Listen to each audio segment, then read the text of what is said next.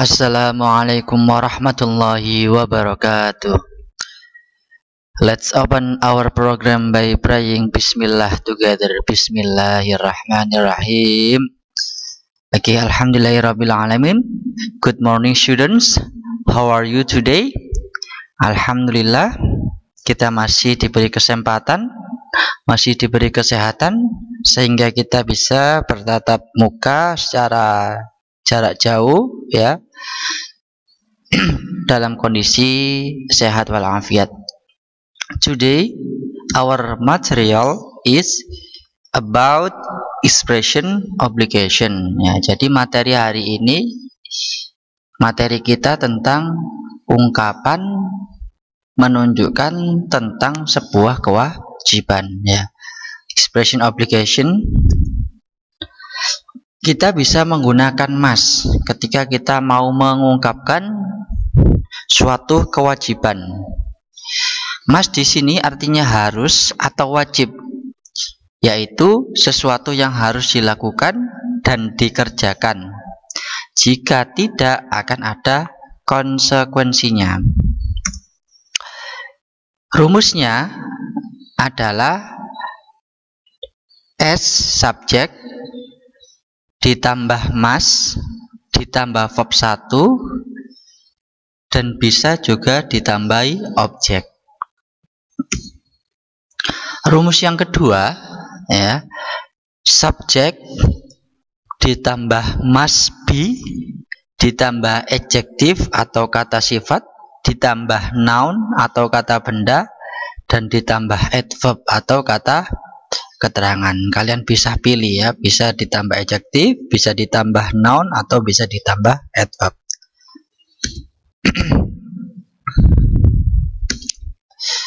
Untuk membentuk kalimat negatif, kita menambahkan not setelah must.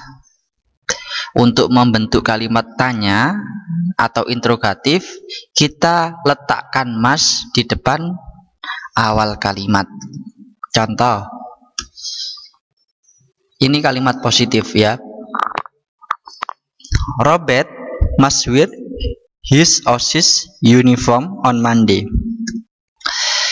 Artinya Robert harus atau wajib memakai seragam OSIS pada hari Senin. Contoh yang kedua, ini kalimat negatif. You must not put on sandals during the school hours, ya. Ini juga kalimat negatif. They must not be noisy in the classroom. Ini kalimat positif. She must be on time. Ya, ini kalimat interrogatif. Must we obey the school rules? Yes, we must. No, we must not. Ya, jadi ada dua jawabannya. Jika memakai yes, jawabannya yes we must. Kalau tidak, no we must not. Apakah kita harus mematuhi peraturan sekolah? Ya dan tidak. Oke, di sini, ya, Robert must wear his OSIS uniform on Monday, ya. Di sini must diikuti wear. Wear ini adalah verb 1. Rumus yang pertama tadi, must diikuti verb 1. Yang kedua, maaf ya, sorry ya. Yang kedua, must diikuti not, berarti kalimat negatif. Put ini verb 1, ya. Not ini menunjukkan kalimat tersebut kalimat negatif. Seperti dengan halnya contoh selanjutnya di sini. Nah, ini they must not be noisy in the classroom. Nah, ini must diikuti not kalimat negatif, be noisy. Ini bukan verb 1, ya. Noisy ini adalah kata sifat, artinya berisik, ya. Yang artinya mereka tidak boleh berisik di dalam kelas atau tidak boleh membuat kegaduhan. Selanjutnya, she must be on time. Nah, must be berarti kalimat positif ya, maaf. Jadi kalimat positif, tidak ada notnya. On time. Nah, ini keterangan. Jadi adverb diikuti adverb. Selanjutnya,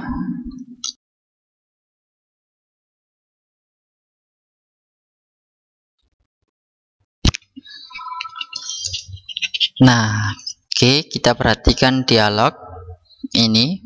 Di sini ada ungkapan atau ekspresi tentang sebuah kewajiban. Ini ada kata-kata must. What do you forget that today we will have a flag ceremony? You must put on your cap, Dewa, otherwise you will get punishment. Nah, ini kalian bisa membaca sendiri dialog tentang sebuah ungkapan kewajiban atau expression of obligation. Kita lanjutkan.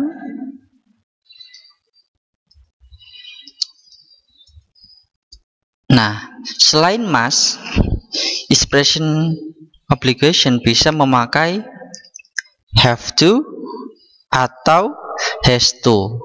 Artinya juga harus dan wajib. Bedanya, jika memakai have to sama has to, ini power atau kekuatannya ini lebih rendah daripada must, ya. Jadi must itu lebih kuat penggunaannya daripada have to dan has to. Rumusnya, subjek have to sama has to diikuti verb 1. Rumus kedua, subjek have to sama has to be diikuti adjektif, kata sifat, noun, kata benda, adverb, kata keterangan. Nah, kapan kita memakai have to? Kita memakai have to jika subjeknya berupa I, berupa you, berupa we, berupa they, dan jamak, ya. Kapan kita memakai has to? Ketika subjeknya berupa she, he, it, nama orang. Ditambah lagi subjeknya berupa singular atau tunggal. Contoh, we have to obey our parents. Nah, di sini memakai have to karena subjeknya berupa we. Contoh kedua, Daniel has to wear school uniform at school. Di sini memakai has to karena subjeknya adalah nama orang atau singular, tunggal.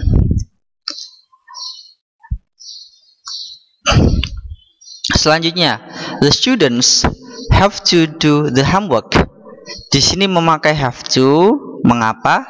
Karena subjeknya ini berupa jamak. Karena ada s-nya, ya. Jadi diartikan para murid, ya. Para murid. Karena muridnya di sini itu lebih dari satu atau jamak. Contoh selanjutnya, students has to do the homework. Di sini memakai has to karena subjeknya ini muridnya hanya singular atau muridnya cuman tunggal karena tidak ada s-nya.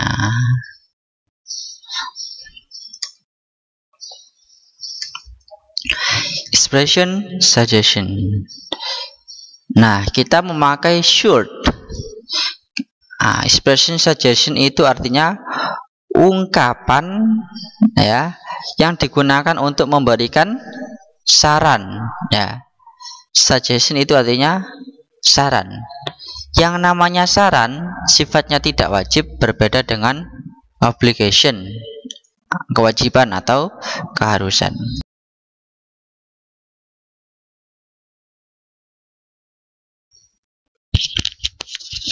Oke, di sini ada rumusnya.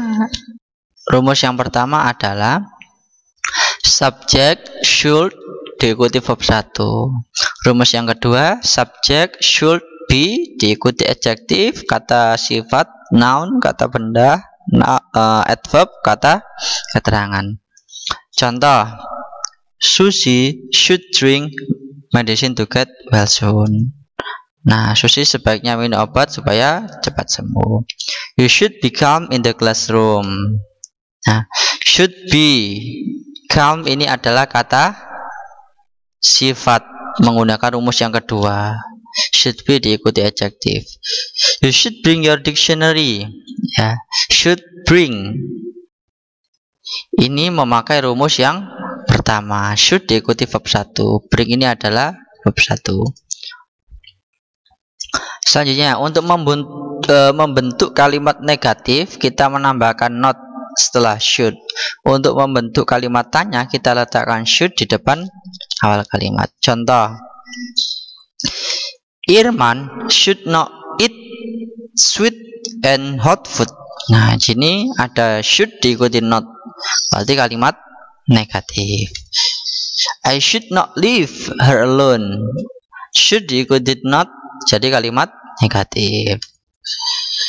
Should Gibran do the homework? Yes, he should. No, he should not. Ini adalah kalimat tanya atau interrogatif. Kita harus meletakkan should di awal kalimat. Apakah Gibran sebaiknya mengerjakan PR? Ya atau tidak? Should we go to the beach? Nah, ini kalimat interrogatif atau kalimat tanya, oleh karenanya should harus diletakkan di awal. Oke, I think enough. Pak Novel kira cukup untuk materi hari ini.